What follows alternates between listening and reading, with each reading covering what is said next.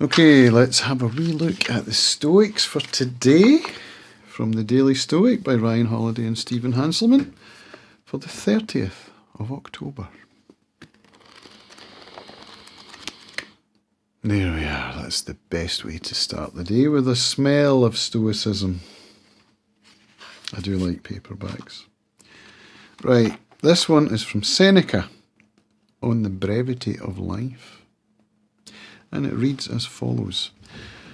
Aren't you ashamed to reserve for yourself only the remnants of your life, and to dedicate to wisdom only that time can't be directed to business?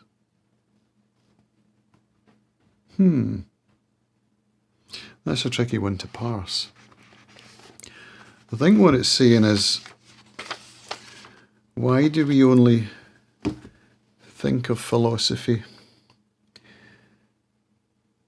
at the end of the day or during a short period of meditation, and we spend the bulk of our day running around doing business, catching up on life stuff, all the stuff that we do during the day, chasing our tails, never a moment to ourselves to ponder the beauty of life.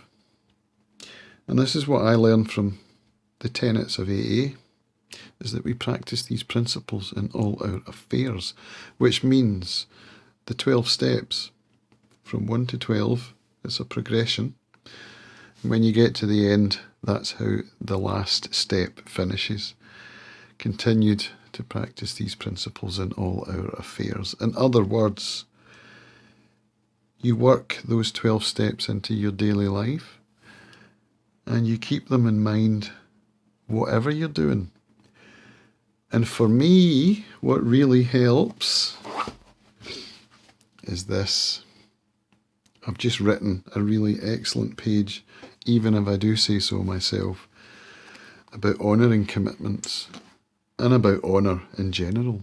Honour is one of the watchwords that I try to adhere to.